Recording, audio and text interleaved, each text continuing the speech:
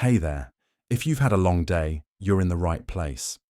This is your quiet corner of the internet where nothing is expected of you except to rest. Tonight, I'll be reading you a long, winding Reddit story. It's full of emotions, secrets, and little twists, the kind of tale you can slowly drift off to. You don't need to keep track of every detail. Just let the words wash over you. Let your eyes get heavy, and before you know it, you'll be asleep. So tuck in, get comfortable, and let's begin. Ita for choosing my career over my relationship. I stepped into my apartment, dropping my bag onto the wooden floor with a soft thud. The smell of freshly brewed coffee wafted through the air, wrapping around me like a comforting hug. I had just finished another long day as a junior architect, a role I'd dreamt of since I was a little girl poring over blueprints with my father. He'd spent his life building and creating, and now I found myself on a similar path. If only everything around me felt as fulfilling. As I tossed my keys onto the counter, a familiar melody echoed through the apartment. My thoughts shifted toward Max, my boyfriend of 2 years, who was strumming his guitar while perched on the edge of the couch. He glanced up at me, the corners of his mouth tugging into a grin that made my heart flutter. "Hey, how was work?" he asked, the rhythms of his music faltering as he set the guitar aside. "It was okay," I replied, my voice lacking the excitement I intended to convey. "Just another day in the trenches. I'm really trying to impress Mr. Larkin with this new design." Max's brow furrowed. "But you've been working so hard. Maybe you should take a break. We could go out this weekend, grab some food, watch that new movie." I hated the way his suggestion sounded. It felt like a distraction, a diversion from the singularly ambitious path I had chosen. "I can't. I have to finalize the presentation for Monday. I thought we talked about this, Max." His expression darkened, the light fading from his usually warm amber eyes. "Yeah, but it's always work, isn't it? I feel like we're stuck in this cycle where you prioritize your job over us. I'm just trying to build a career. Isn't that what we're supposed to do in our 20s? There's more to life than work, Allison," he retorted, his voice low but resolute. I sighed, my frustration boiling beneath the surface. "You knew I was ambitious when we started dating. I thought you supported me." "Support isn't just about cheering you on. It's about understanding that relationships require time and attention." I could feel the weight of his words settling around us like the scent of stale coffee. I turned away, gliding toward the kitchen. "I'm doing what I have to do." "Or what you want to do," he shot back. "We all have decisions to make, Max. I want to be a successful architect." I could sense the tension vibrating between us, an unshakable distance growing despite the physical closeness. It felt unbearable. "You think I don't want that for you?" he asked, his voice strained. "But when was the last time we went out, just us? I feel like I'm competing with your job for your attention." I slammed the cabinet door open, grabbing a mug and pouring myself a cup of coffee, desperate to quell the build-up of emotions threatening to burst. I wanted to scream. I was tired of the blame shifting in our discussions. Every conversation boiled down to this sticky contention, the unyielding tug-of-war between my dreams and our relationship. "I need you to understand that I'm doing this for our future too," I finally said, turning to face him, coffee, mug in hand. "Then include me in that future, Allison," he replied softly, the fire in his voice dulling. "Don't make everything about your career." Despite our escalating argument, part of me recognized the pain in his eyes. He needed me, and somewhere deep down, I needed him too. But my professional ambition clawed at my insides, reminding me of the passion that drove me. I wasn't prepared to compromise that yet. I chose to swallow my frustration and averted my gaze. "I need time to think," I murmured, letting the air hang heavy with silence before retreating to my room, leaving him behind. The following weeks were equally tumultuous. My work exploded in intensity as I dove headfirst into projects. The excitement of my work came with overwhelming pressure. I was on the cusp of being promoted, something I'd worked tirelessly for, And somewhere along the way, my connection with Max began to fray like worn-out fabric. He tried reaching out, always, with that helpless tone in his voice. "Can we have dinner? Just us?" But I found excuses, wrapped up in late-night deadlines, drafting and envisioning buildings unfurling like petals through my imagination. In my mind, I kept telling myself it would be worth it. Once I got the promotion, I could afford to invest more time in the relationship.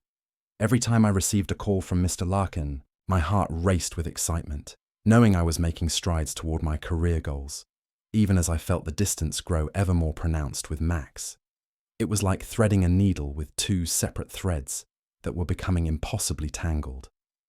Finally, a month later, I stood in Mr. Larkin's office, a portfolio of my designs spread across the table. "Alison," he exclaimed, his eyes brightening. "These are fantastic. You have a real knack for modern aesthetics." "Thank you," I said, pride swelling in my chest. "Let's move forward with your promotion." He drifted off, and I held my breath, feeling like I was teetering at the edge of a precipice. "But there's one caveat. You'll have to relocate to the Sydney branch. They need your talent down there, and it won't be easy. It's a significant move." My heart thundered at the thought. It was a dream opportunity, but I was faced with an excruciating decision. There was no way I could uproot my life without considering Max. When I returned to the apartment that evening, all I could think about were the possibilities. I hadn't been prepared for this. As I approached our little haven, the air carried an ominous stillness, as if the walls understood, the weight resting on my shoulders. Inside, Max was sprawled on the couch, eyes glued to a television show that flickered in front of him. I watched him for a moment, the pulsing light glinting off his dark hair, and my heart softened. "Hey," I said, crossing the room toward him. "We need to talk." Max's expression shifted from mild interest in the show to a mask of apprehension. "About what?" "I got a promotion," I said, trying to keep the excitement out of my tone. "But it comes with a transfer to Sydney." He blinked, the air thick with silence. "And you want to take it?" "Max, it's a career-changing opportunity," I implored. "This is everything I've worked for." "Right," Max sighed, his brow furrowing. "Has anyone asked what you want? Because it sounds like you just want it, because it's all wrapped up in your ambition." "Of course not. I want it because it's a stepping stone. You know that's how this field works." "And what about us?" His voice trembled slightly, revealing the depths of his insecurity. "What do we become in the midst of your ambition? Robinson Crusoe in this relationship, or just shadows in your life?" "Max, please don't do this. I care about us. I just can't throw away my career for a relationship that..." "That what?" he pushed, frustration etching lines on his face. "You think that because you're chasing success, you're entitled to sacrifice everything else. Don't you see this is driving us apart?" The anger washed over me like an ocean wave. Clearly we were on two different shores. "I'm choosing what's best for me.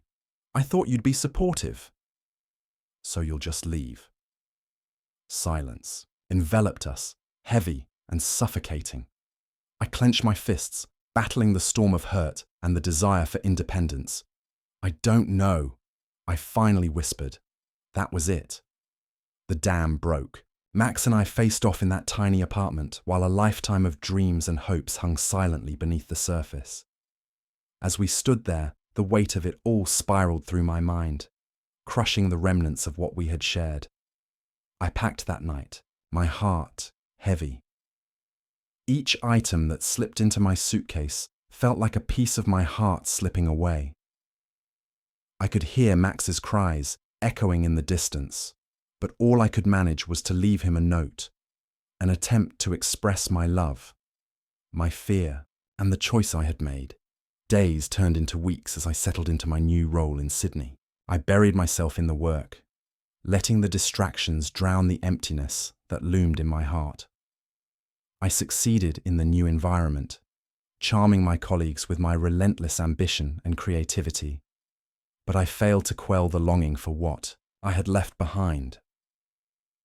Max was no longer there to anchor me, to remind me of our moments. I missed his laughter, the warmth of his presence, the way he understood me, even when I was too absorbed in my work to notice. Each week I intended to reach out, but was paralyzed by the fear of further rupturing the fragile strings that connected us. We had both chosen our paths, hadn't we? It wasn't until 3 months later that I found myself at a turning point, standing in front of a stunning architectural masterpiece I'd designed. But even as I admired it, I realized no amount of professional success could fill the void he left behind. I opened my phone and typed out a message. "Max, can we talk?" 12 hours later, Max's familiar voice broke through the phone. "Hey, Allison, what do you want? Can we meet? There's so much I need to say. I can't just drop everything to see you. Do you know how many nights I've cried over you, over wanting my partner back? The one who didn't just chase her dreams, but also stood beside me as I chased mine. Regret flooded through me like a tidal wave. I'm sorry. I shouldn't have left. I didn't realize how much I would miss you." For a moment, silence loomed. Then he sighed, heavy with emotion. "I'm working on a song. It kind of captures this whole situation." My heart sank, filled with both admiration and remorse. I wanted to reach out to you. "What do you want from me, Allison?" He cut in, and my breath hitched. I want to try again," I stammered, folding into vulnerability. I realize now that success means little without the people. You love beside you. I should have fought for us. Where does that leave me? A lump formed in my throat. I don't know, but I want to figure it out together. I want to be with you. And what if you're still moved by ambition, by opportunity? I'll make promises. I'll make sacrifices. I'll try to manage both my career and our relationship. I want to learn how to be there for you, just like you wanted for me. Allison, I loved you enough to let you go. But you can't just act like that's a definitive end. I'm back now.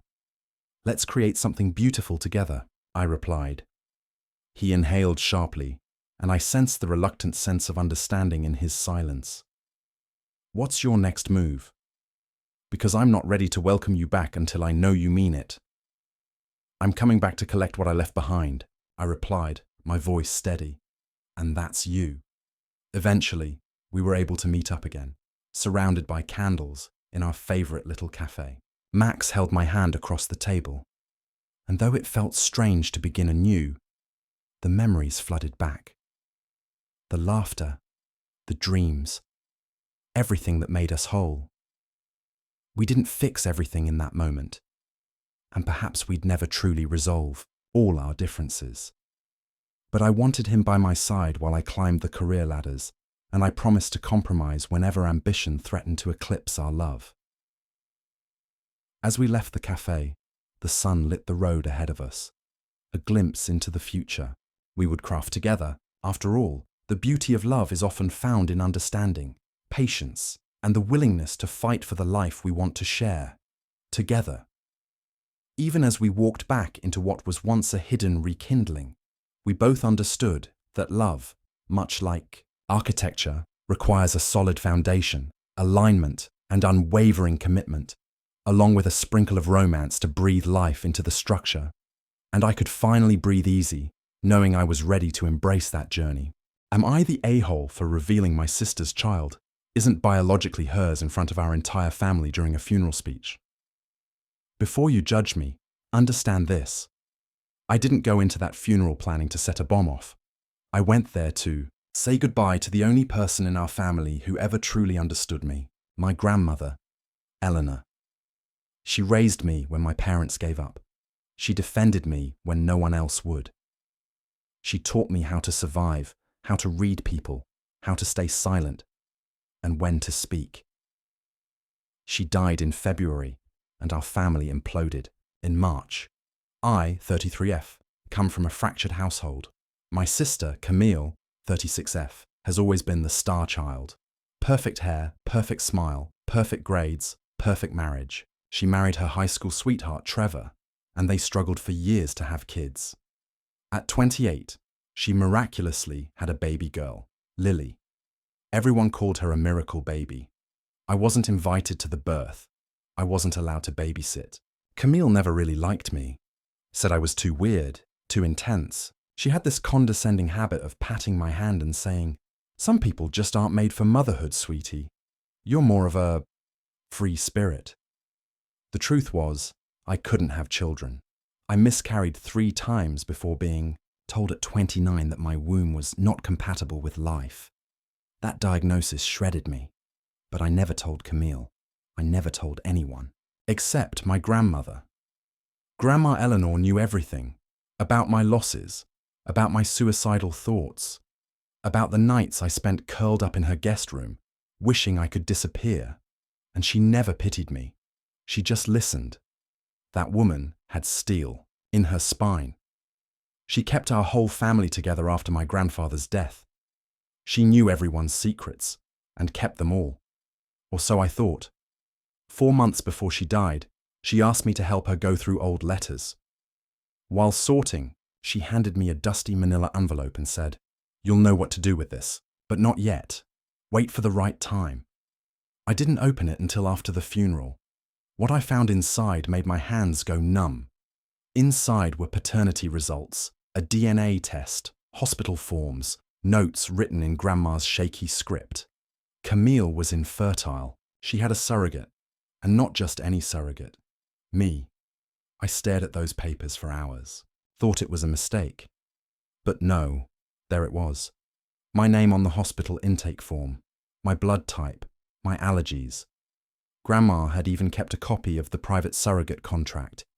Camille and Trevor had used me as their surrogate, and never told me, and then it clicked. The missing 9 months from my memory, the time I was in and out of psych hospitals, the unexplained medical expenses Camille covered as a gift. The surgery scars, I was told, were from exploratory procedures, my missing memories from the drugged haze I lived in. Camille had manipulated me during the lowest point of my mental health crisis, drugged me, used me, and erased my daughter from my life. I felt sick. I confronted my mother. She broke down instantly, said she thought I knew, that she thought I had agreed. That Camille and Trevor were desperate, that Grandma Eleanor had been furious about it, had called it womb theft, and tried to convince Camille to confess. She never did. The funeral was a week later. Camille made it all about her, gave a speech that barely mentioned Grandma, talked about how hard it was being a mother and how Lily kept her sane through grief. She looked directly at me when she said it, like she was daring me to challenge her version of the truth. I was the last to speak. I started soft. Talked about how Grandma loved each of us, even when we didn't deserve it. Then I said, she believed in truth, in hard truths. She once told me that silence in the face of evil is evil itself. And then I told them everything, how Camille had stolen my womb, used me as a lab rat, lied to the entire family, how the miracle baby wasn't a miracle, she was mine. Gasps. Trevor stood up and shouted, "Lies!" My father tried to pull me off the podium. Camille just stared at me, white as chalk, not blinking. And then Lily, 10 years old now, asked, "Mummy, what does she mean?" And Camille slapped her hand over her mouth. I will never forget that image. My sister silencing her daughter. My daughter. I walked out after that, didn't stay for the reception, didn't answer texts or calls. The fallout has been nuclear. Camille denies everything, says I'm mentally ill, unstable, seeking attention. But Grandma's papers don't lie. I've sent them to a lawyer. I don't know what I want. Custody? No, not after 10 years. I don't want to take Lily from the only life she's known. I just want the truth to exist in the open. My mum is begging me to walk it back. My dad hasn't spoken to me. Camille threatened to sue me for defamation. But Trevor, get this, Trevor emailed me, said he didn't know. Said he believed Camille when she told him I was donating eggs, and that the pregnancy happened elsewhere. He wants to meet, says Lily deserves to know. I haven't replied. So here I am. Was I the a-hole? I dropped a truth bomb at a funeral. I humiliated my sister. I exposed a child to trauma. But I also uncovered a monstrous lie, one that stole my daughter from me. I don't want revenge. I want peace. But maybe peace and justice don't live in the same place. Tell me, was I cruel? Or just finally honest? Am I the a-hole for exposing a 30-year-old family secret at my parents' 40th wedding anniversary and permanently destroying our family dynamic in the process? This happened 6 months ago, and the aftershocks are still turning everything upside down. I, 35M, come from what looked, on the surface, like a perfect family. My parents, Susan and Robert, both 62, have been together since they were teenagers. My dad was a well-respected teacher in our small town. My mum was PTA president, ran church bake sales, and basically embodied the idea of suburban mum. I have an older brother, Matt, 38M, who's always been my dad's mini-me. Confident, athletic, golden child. Meanwhile, I was the quieter one, into books, weird art, and not very socially graceful. I always felt like the black sheep, even when no one said it outright. Growing up, I always noticed something strange in how my dad treated me. Not abusive, just distant, formal, like he was playing a role, not being a father. He never yelled at me, never hit me, but he also never hugged me, never came to my recitals, never bragged about me to friends. With Matt, he was affectionate, playful, proud. With me, he was polite, always, "How was school? Good job on that test." But like he was talking to a neighbor's kid, not his own. I buried it, told myself it was in my head. Some kids just vibe better with one parent. Things started to shift in my 20s. At my college graduation, my dad sat stone-faced through the entire ceremony, clapping at the right times but checking his watch constantly. When I finally walked across the stage, he didn't stand up, didn't cheer, just gave me a small nod. My mom clapped so hard her hands turned red, but he didn't even smile. I remember standing there thinking, what the hell did I do to this man? When I was 28, my grandmother, my mum's mum, got very sick. In one of her final lucid moments, she pulled me aside and said something that haunts me to this day. She said, "You have her eyes, just like your real father." I asked her what she meant. She got panicked, shook her head and said, "Forget it. Don't stir the ghosts." Those words messed with me for years. I asked my mum once, jokingly, if she ever cheated on Dad. She turned white, said, "Absolutely not. Don't say things like that." But her reaction wasn't indignant. It was scared. I let it go. Until this year. In January, my parents announced they were throwing a 40th anniversary celebration. Big party. Family from out of town flying in. Childhood friends, old teachers, catered dinner, everything. My mum was ecstatic. My dad acted modest, but I could tell he loved the attention. That's when the idea started forming. I got a 23andMe kit. I didn't tell anyone. I'd taken one years before, but never looked into it deeply. This time, I combed through every match, every connection, and what I found made my blood freeze. There was a half-sibling match. A woman, 36, who lived in another state. I messaged her cautiously. She replied almost immediately. Her name was Julia, and she had no idea who her father was. Her mother had had a brief fling with a man named Robert, a teacher she met at a conference in the early 80s. My dad. I confronted him in private first. I showed him the results. He denied it at first, said DNA kits are unreliable, that it must be a glitch. But I could see it in his eyes. He knew. Eventually, he confessed. He'd had a one-night stand before he and Mum were married. Never told her. Never contacted the woman again. He begged me not to say anything. It was decades ago. Your mother doesn't need this. He even offered to pay me off. A down payment for a house if I kept quiet. That broke something in me. Here's the thing. All my life, I thought I was the outsider, the odd one, the unlovable child. I thought maybe my mum had cheated and my dad knew. and that's why he treated me like a stranger. But the truth was more insulting. I was his legitimate son, and he still chose to emotionally abandon me while secretly hiding an illegitimate child across the country and pretending it never happened. So I told my mom. I didn't do it cruelly. I sat her down, showed her the DNA results, showed her Julia's messages, and told her everything. She went pale, then quiet, then said, "I always wondered." She wasn't angry, not at first, just defeated, like someone who just found out the war ended years ago and they'd been fighting alone. She told me not to tell Matt, or the rest of the family, said, "Let's not ruin the party," but I couldn't let it go, not when Dad was standing up in front of all our friends and family being toasted as this devoted, honourable patriarch. So at the party, I gave a speech. I started with light memories, childhood anecdotes. Then I pivoted. I said, "But the funny thing about secrets is they always surface, even after 40 years. I talked about DNA tests, about hidden siblings, about lies that poison relationships.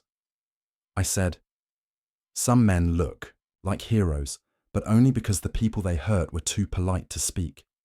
My dad stood up halfway through, told me to stop. I didn't. My mum started crying. My brother walked out.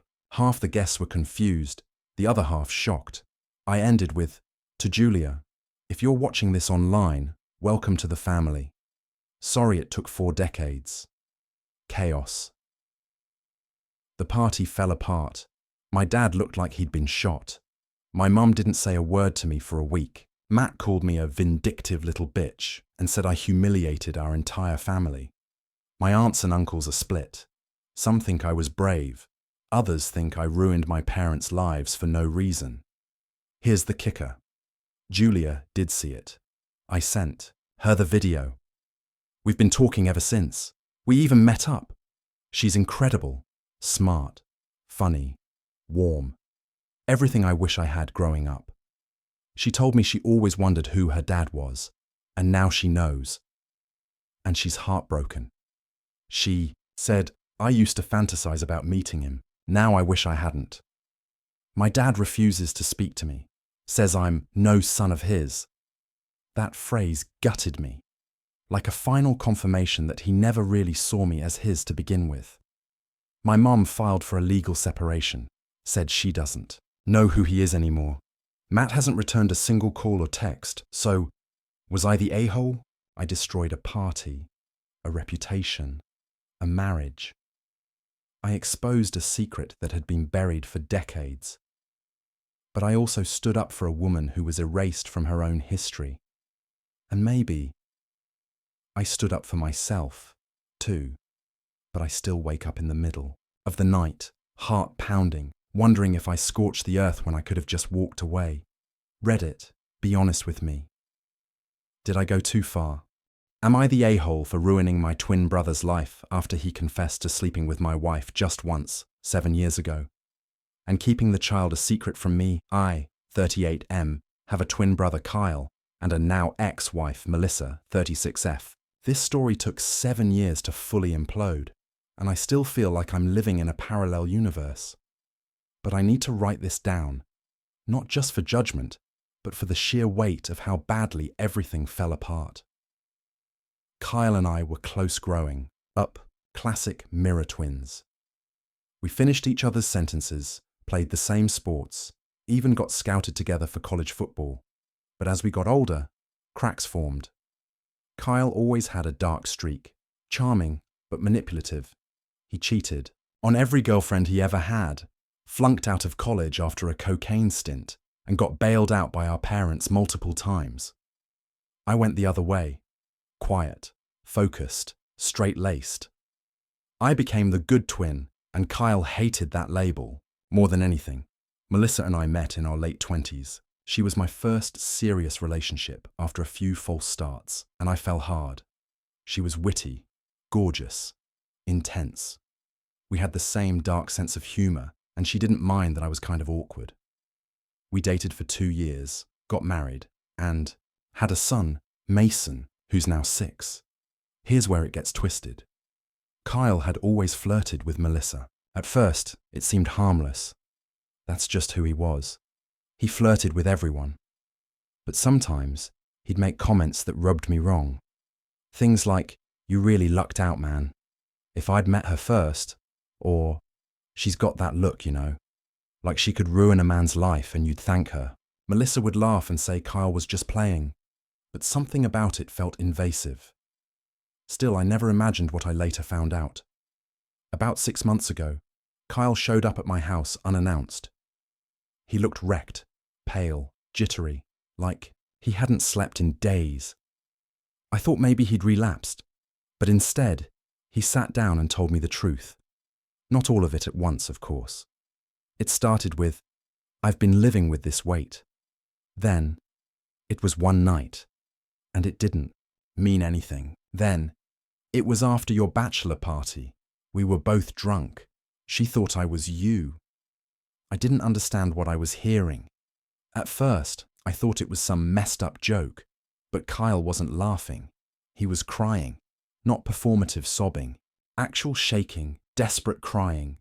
He told me he had slept with Melissa 1 week before our wedding. He said they were both drunk. It happened at his apartment after the party when the group split up. He said Melissa kissed him, but he didn't stop it. It just happened. He said afterward, they swore to never speak of it again. She got married to me a week later. He claims it was the biggest regret of his life. Then he dropped the other bomb. Mason might be his. I swear I went blind for a full minute. I remember hearing my own breathing in my ears.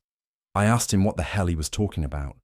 He said he never knew for sure, but that around Mason's birth, Melissa sent him a message. "He has your eyes." Kyle said it haunted him.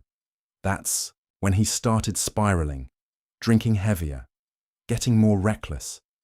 He said he tried to suppress it, but couldn't anymore.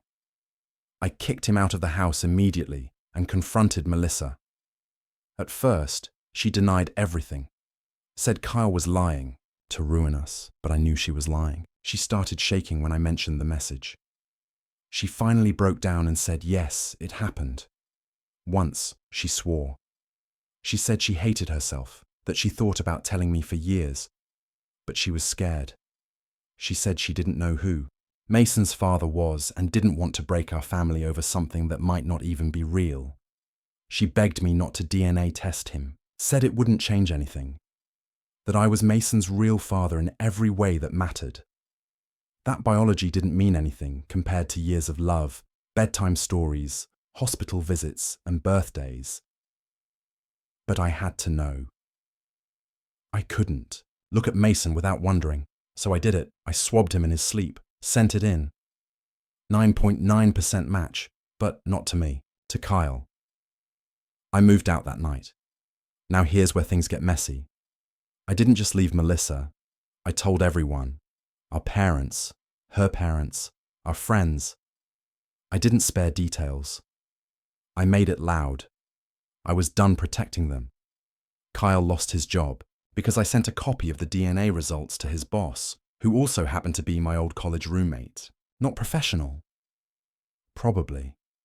But I was done playing fair. Melissa's job wasn't affected, but the social fallout was nuclear. She lost most of her friends. Even her own sister told her she was disgusting. She tried to play the victim, said she was drunk, confused, traumatized, but no one bought it. Then I went for custody.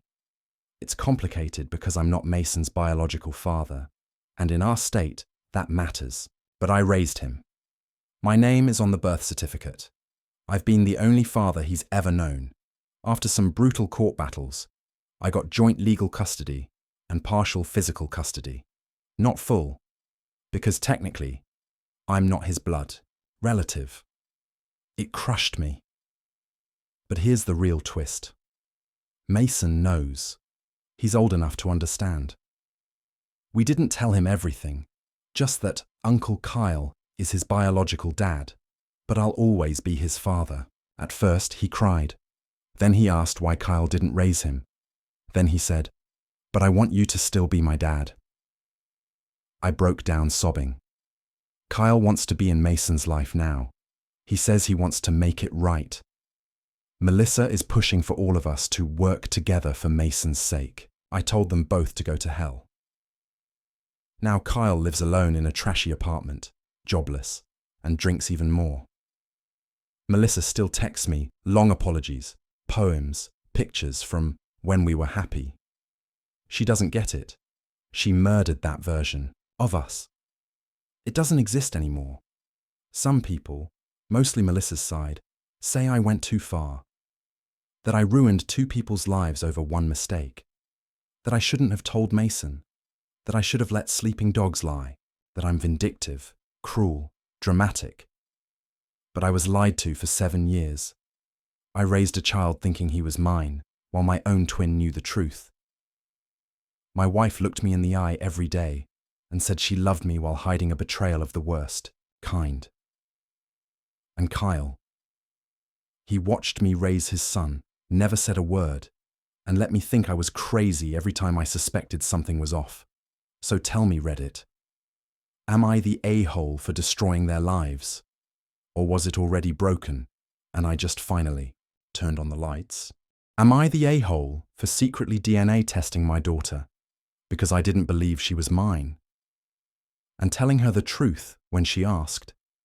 I, 36'em, have a daughter, Lila, 15F, who I love more than life itself. But our relationship was born under a very, very complicated shadow. I met her mom, Jenna, 35F, back in college. We weren't officially together, more like casual, on and off hookup partners. I was always into her, but she made it clear she wasn't looking for anything serious. It hurt, but I played along, thinking maybe if I stuck around long enough, something would shift. Then one day, she told me she was pregnant. I was stunned. We weren't exclusive, and I knew she had seen other people. But she said she was sure it was mine. She seemed confident, almost detached, like she had already made peace with it. She told me she was keeping the baby no matter what. I asked if she was sure it was mine, and she gave me this cold look and said, "If you're asking that now, maybe you're not ready to be a father." I was 21. I had no job, barely scraping by in school, but I agreed to step up. I dropped out to work full-time, moved into a crap apartment with 3 other guys, and started sending money when Lila was born. I was there, in the hospital, cut the cord. I held her first. I remember crying and feeling this overwhelming urge to protect her forever. But in the back of my mind, that question lingered. Fast forward. I stuck around. Jenna and I never got together officially. She dated other men, sometimes moved out of state for months, sometimes dropped Lila off at my place for weekends that turned into weeks. I never got legal custody, but we had this unspoken arrangement. I was dad, but Jenna was the boss. She controlled when I could see Lila, how much I contributed, what schools she went to, and even what kind of birthday parties I could throw. Got a decent job in IT eventually, and started rebuilding. I even had a long-term girlfriend for a few years, but she broke up with me partly because of how much sway Jenna had in my life. She told me it was like I was a divorced dad without ever being married. And maybe she was right. Anyway, when Lila was about 13, she asked me once during dinner, "Did you and Mom ever love each other?" I kind of froze. I told her the truth. We were close friends once, but things never lined up. She nodded, then out of nowhere said, "Sometimes I wonder if you're really my dad." It hit me like a ton of bricks. I asked why she'd say that, and she shrugged and said, "I just don't look like you at all." She wasn't being mean, just observant. She's pale with curly red hair. I'm olive-skinned, dark hair, southern Italian roots. Jenna's pale, but no one in my family has Lila's coloring. That night, I couldn't sleep. I went down a rabbit hole, looking up at home paternity test kits, checking prices, reading horror stories on Reddit, wondering what I'd even do if it came back negative. I tried to shake it off, but that seed was planted. It wasn't just about looks. It was about years of emotional whiplash, the unspoken resentment I'd carried toward Jenna, The way she always shut down any questions about that time in our lives. Something felt unfinished. I had to know, so I did it. I waited until Lila left her toothbrush at my place one weekend, and I mailed it in with my own swab. 2 weeks later, the results came back. 98% probability. She was mine. I cried harder than I've cried in years. It was like something heavy had been crushing my chest for over a decade, and suddenly I could breathe again. And then the guilt hit me. I had doubted her. I had tested her behind her back. I felt like a monster. Never told anyone. Not Jenna, not Lila. I told myself I'd carry that guilt silently, be the best dad I could be, and never let her feel unloved. But secrets have a way of rotting through flaws. About 6 months ago, Lila and I were driving to her music recital. Out of nowhere, she says, "I read that you can get DNA tests online now. That's wild. I wonder what mine would say." I tried to brush it off, but she's sharp. Too sharp. She tilted her head and said, "You look guilty. Did you do one already?" I should have lied. I know I should have. But I froze, and she saw it. She kept pushing. I tried to say, "It doesn't matter," but she wouldn't stop until I told her. So I did. I told her everything, that I had doubts from the beginning, that her comment 2 years ago had shaken me, that I had secretly done a test to know for sure. I told her it came back confirming she was mine. I said I never loved her less, never treated her differently, but I had to know. She didn't say anything at first, just stared out the window. That night, she didn't want to sleep at my place. She called her mom to pick her up. Jenna blew up my phone after that, called me disgusting, a traitor, paranoid, and said I had permanently damaged Lila's trust. I didn't fight back. I felt too ashamed. Lila didn't talk to me for 3 weeks. When she finally did, it was just text messages. Cold, short ones. Okay? Sure. Whatever. It took months for her to open up. Eventually, she came back to spending weekends with me, but it's not the same. There's a wall now. She's polite, even affectionate sometimes, but there's a distance that didn't used to be there. I miss the way she used to hug me, randomly say, "You're the best, Dad," or call just to tell me about a new anime she found. Now she keeps things light, surface level. I've tried apologizing, repeatedly. I told her I was scared and weak, and I let my fears poison something that was never broken. I told her I made a mistake, and I would never forgive myself for the hurt I caused. She listens, nods, but I can't tell if she really forgives me or if she's just tolerating me. Now here's the kicker. My parents, Lila's grandparents, support what I did. They say any father in my position would have wanted certainty. That Jenna's vagueness back then gave me reason to question. That raising a child with unspoken doubts is a recipe for resentment, and I did the right thing by seeking clarity. Jenna still won't speak to me except via email or logistics-only texts. She told me I'm lucky she's not cutting me off completely. She also told Lila that what I did was an unforgivable betrayal and a sign he only ever loved the idea of being a dad. That one broke me. Some of my friends say I should have told Jenna first, or even asked Lila's permission, but I knew if I asked either of them, they'd shut me down. I didn't do it to start a war. I did it because the weight of not knowing was slowly eroding me from the inside. So, Reddit, be honest with me. Am I the a-hole for secretly DNA testing my daughter because I needed to know and telling her the truth when she asked? Am I the a-hole? It was one of those rainy Thursdays in March when everything felt heavy and grey. I sat on my couch, wrapped in a blanket that smelled faintly of fabric softener, staring at my laptop with an odd mix of dread and anticipation. My fingers hovered over the keyboard, almost as if the weight of my thoughts was tangible. It had been a rough couple of weeks, and I felt as if I was on the verge of unraveling. We all tell ourselves that venting our frustrations is an essential part of processing our emotions. But as I opened the infamous Reddit app and clicked into The A-Tay, Am I the A-Hole subreddit, I realized that there was a fine line between seeking validation and naively inviting criticism. With a deep breath, I began typing AETA for refusing to attend my best friend's wedding after being blindsided by her sudden engagement.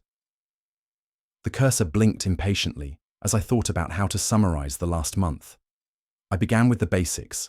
I'm 27, and I've known Sarah since we were kids. We were inseparable through school, heartbreaks, and awful career choices. Everyone expected us to be the type of friends who would stand together at each other's weddings, sharing laughter and memories. But life has a strange way of mocking expectations. I can still remember the night she called me, her voice shaking with excitement, announcing her sudden engagement to a guy she had only been dating for a couple of months. I was happy for her. Of course, I really was. But what came tumbling out of my mouth wasn't a congratulatory cheer.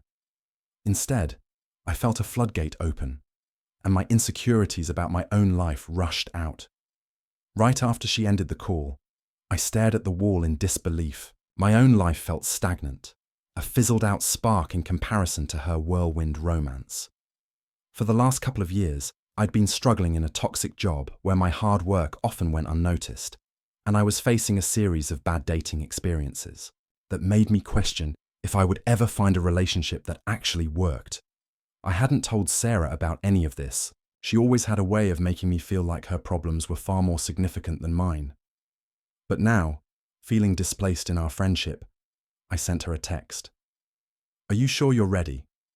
I'm just surprised by how quickly everything is happening. The reply I received struck deeper than I expected. Maybe if you weren't so focused on your own insecurities, you'd see how happy I am. I just thought you'd support me. In that moment, a mix of anger and guilt washed over me. I was supposed to be her best friend, right? Why couldn't I just be happy for her? So when her wedding invitation arrived the next week, it felt like a cruel twist of fate.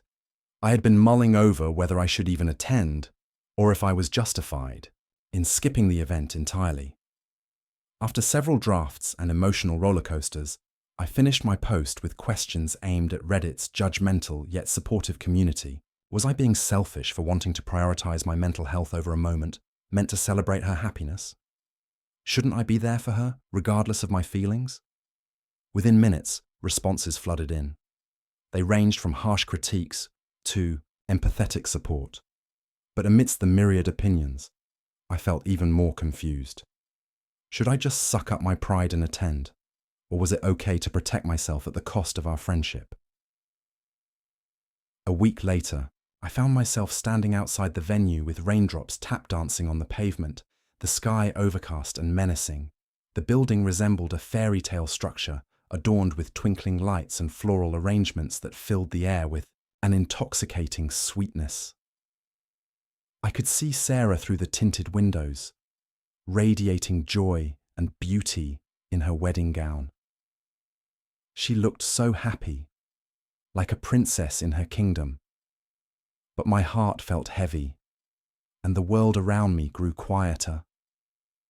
Then it hit me. I had made a mistake.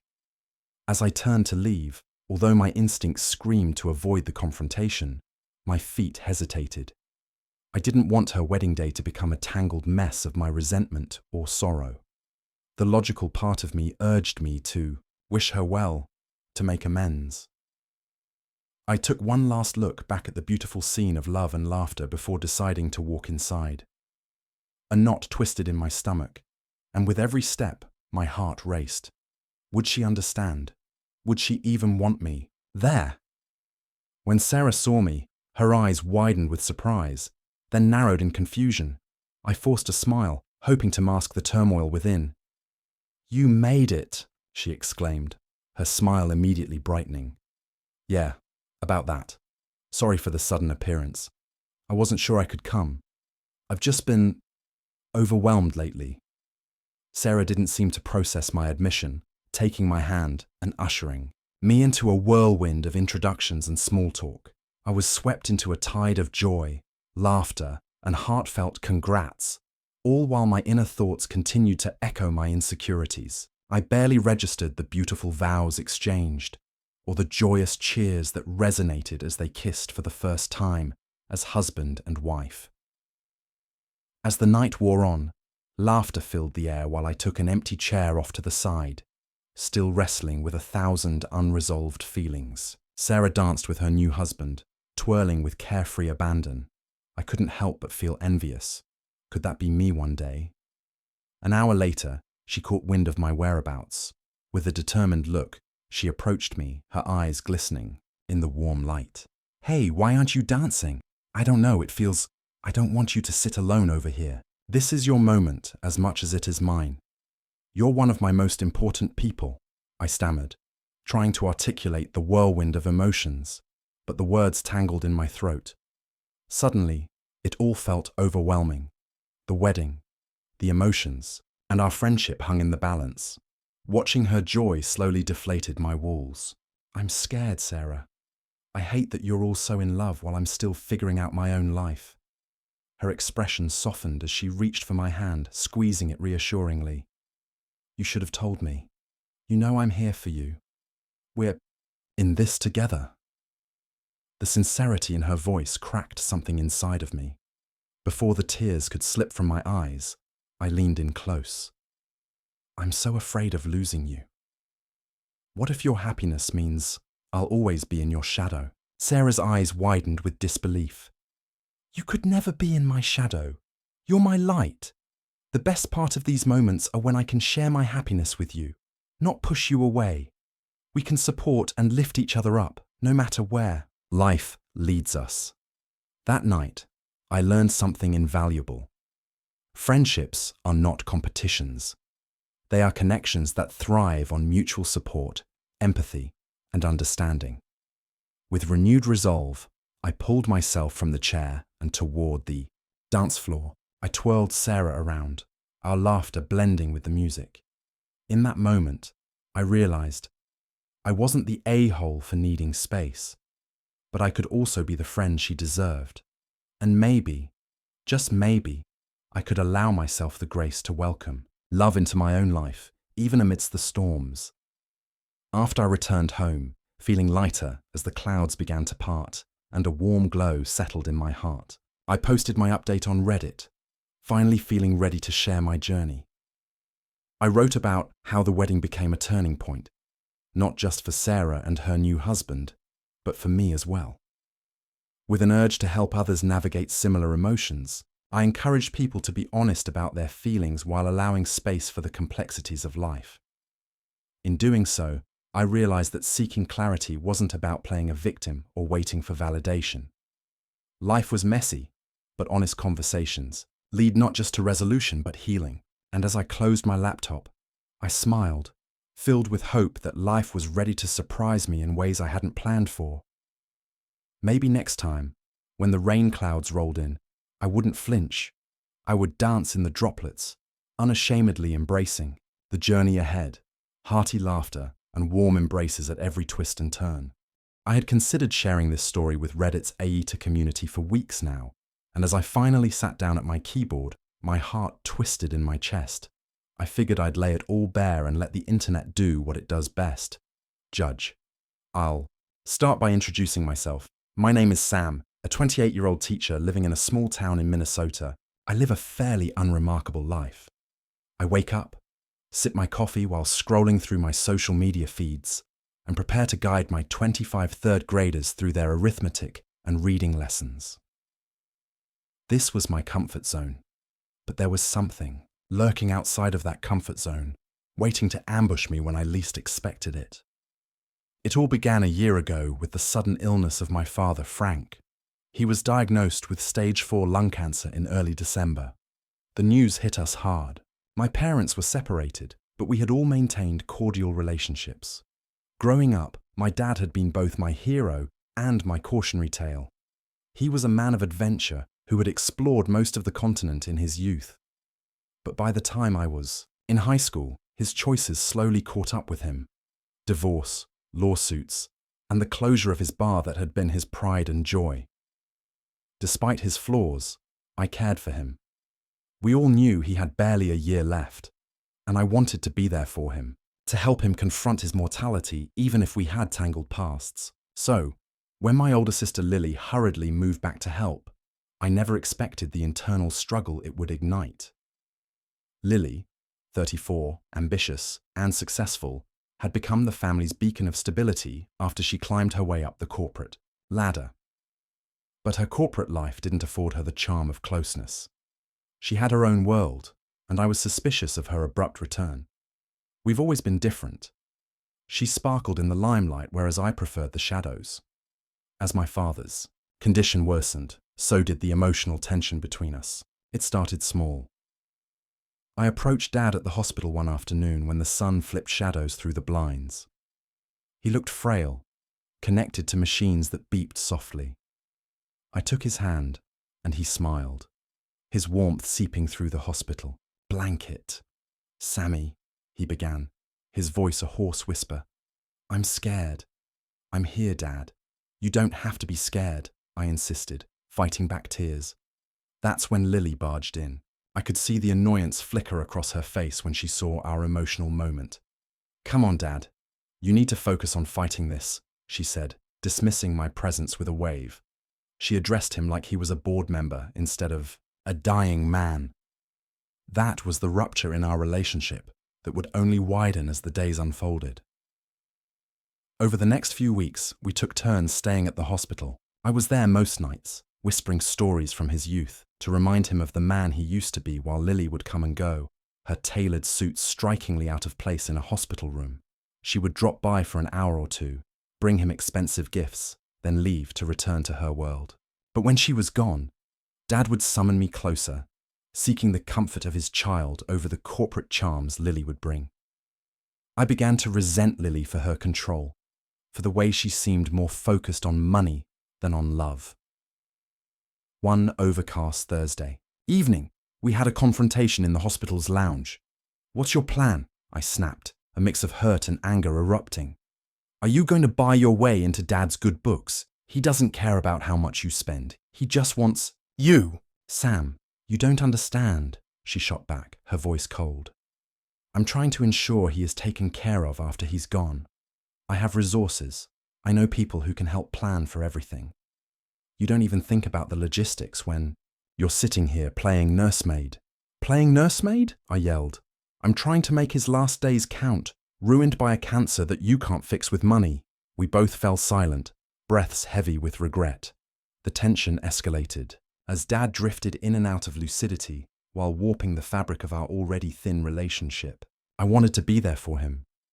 But as the weeks advanced, I found myself torn between comforting him and standing my ground against Lily's intrusive presence. In dark moments, I knew I was fighting not just for him, but for the memories of childhood, love that he had suffocated beneath the weight of his choices. It stung seeing Lily act as though control could evolve out of chaos. I swore to myself that I wouldn't leave him in those final days in the hands of someone who measured love in bank statements. Toward the end of April, there was a pivotal night, the kind that leaves echoes in your bones. I had gone home to recharge, mentally and physically. After a few hours, I received a call from the hospital telling me that Dad had taken a turn for the worse. I rushed back, heart in my throat. Lily was already there when I arrived, sitting stiffly in the corner. I rushed past her to the room. The moment I entered, I knew time was not a friend. My father lay frail against the white sheets, his breaths punctuated by the softest gasps.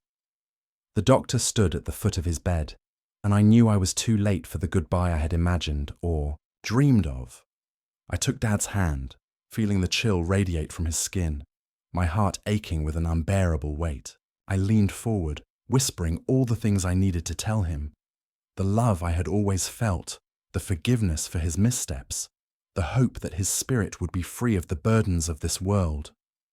"Sammy," he wheezed, eyes meeting mine one last time, and in that fleeting moment, I understood everything I needed to know about love, the flawed yet vibrant connection that could bridge even the widest chasms. Just as I felt his grip loosening, I heard Lily break the silence. "Dad, I've arranged everything. she said, her voice high and strained, fighting back tears. You don't need to worry about anything after, you leave us. A flash of raw anger coursed through me like molten heat. It's not about money, Lily. It's about being here. Can't you see that? She opened her mouth to protest, her face pale with disbelief, and I saw the wounded look that mimicked my own. I had struck at her vulnerability, one that I thought I completely understood. This isn't just business. This is our family, I managed. But my words fell flat in the pallid atmosphere, barely cutting through the heavy emotions swirling amid the machine's simulated beeps. The doctor moved to the side so we could form a loose circle around the bed. I suddenly became acutely aware of the truth anchoring us together in that suffocating moment. We were both scared, both clinging to our dad as if he was our last hope. And just like that, it happened. One last whoosh of breath escaped him, and he slipped into eternal stillness. The silence that followed was louder than any argument we'd shared. I felt an emptiness within me that made me want to scream, but my voice failed me. Lily had fallen silent too, tears brimmed in her eyes, finally realizing that no amount of money could calm the storm of solitariness within us. After a few moments, I turned toward her. Lily?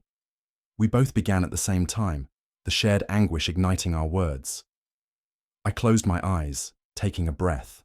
The weight of everything was unbearable, and I could feel her stiffening beside me.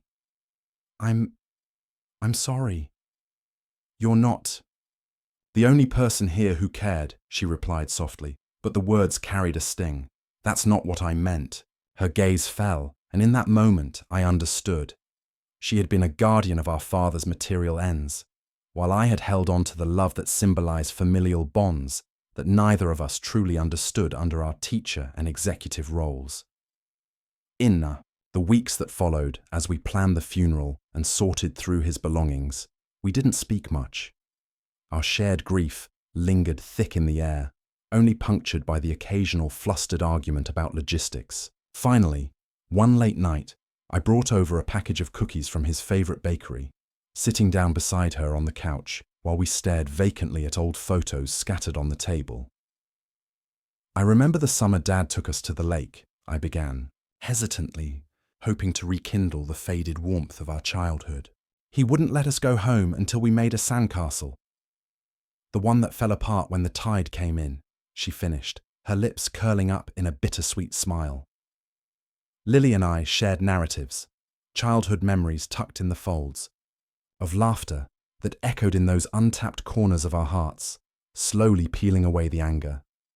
Eventually, we learned that we could redefine our relationship.